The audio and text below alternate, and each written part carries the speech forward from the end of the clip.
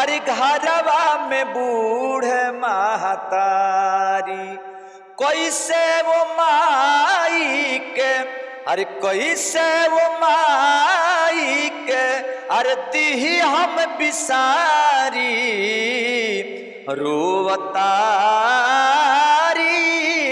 अरे घरवा में बूढ़ महतारी और किसे, अरे नवरे महीनावा माई गर्भ में रखली देई के जन्मिया माई चल के सिखवली।